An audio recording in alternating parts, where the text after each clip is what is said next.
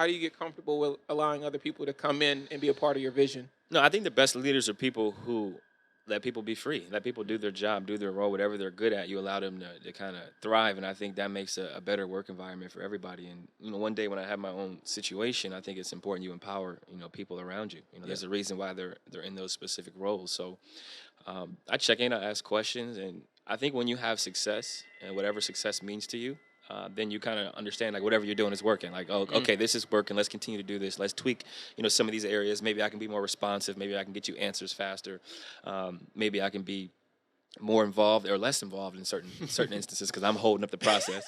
And then you figure out what success looks like from there. And I think that's what I've kind of done. I had the 18 come out. I've had the rosé. I've had the Chardonnay through the 1 barrel challenge, and I'm another Pinot that'll be coming out, which is I think everybody drank some today, which will come out, in the best month of the year, September. Hey, say it again.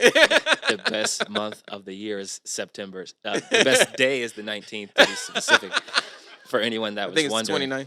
Oh, the 20. It's a 9. It's a 9. It's a 9. It's cool. a 9. It's cool.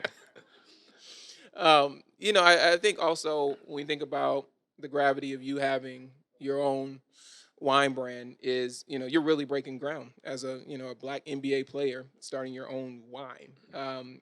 What experience? What has that been like? As you think about yourself identifying as a Black man in this space in Oregon, what do you think about that? For one, a Black man in Oregon is semi-rare, so so to be in that space kind of makes it even more rare. And I think I'm just keeping it real. I know. I'm sorry. And I think it's been a really cool experience for me going to so many different vineyards, being able to experience tastings, being able to go to restaurants, and I think there's this perceived notion of like how you're viewed, and then they meet you and they're like, oh. Okay, so you kind of do know about wine. You know what I mean? So, like, you go through that, which is, it's fair because I play basketball, right? Yeah. So, like, you don't know what to expect. And then you meet some of my my teammates, some of my friends, some people who maneuver the wine space, like Mello, who has, like, a completely different understanding of wine because he's, like, 36. And he's been drinking for, like, 6 more years than me. No, I didn't mean like that. I mean, he's got like 6 more years of like drinking wine experience. And like traveling Burgundy. Like he's been able to do that for 6 more years. So like his understanding is a little bit better. But it's been a really unique, cool experience because now kids see me, college athletes see me, NBA players see me, other people who may have been interested in wine before and like, nah, I ain't messing with it. Now they're like, well, if CJ can do it, maybe I can experience something like that too. And then they can ask me for advice or questions, and I can steer them in the right direction as opposed to telling them like, stay away from it. I'm like, no, jump in. Yeah. Like, get in. Are you getting a lot of like young kids, young cats reaching out like, tell me about 20, this wine 21, thing. Of course. Okay, of course.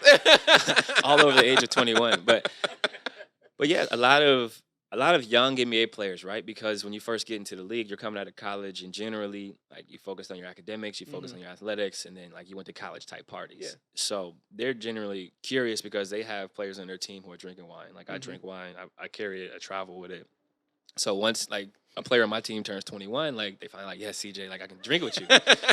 Believe it or not, there's a lot of guys that aren't 21 in the NBA. So you got to wait. And I think it's just cool to kind of see the transformation of, like, how I came into the league, what I knew about wine then compared to what I know now, and then trying to pass down that knowledge to the younger guys. Then you got older guys in the league too who are just curious, like, how did you do it? Yeah. Like, what was the process like? Would you advise me doing something like this? Like, if I were to take the same route, what would you do differently? Like, just picking my brain, asking me questions. Then I'm like, well, no, tell me about Burgundy. You know what I mean? Like, I'll help you. You tell me about some wines that I don't really know about. And it's kind of like a fair trade. Yeah.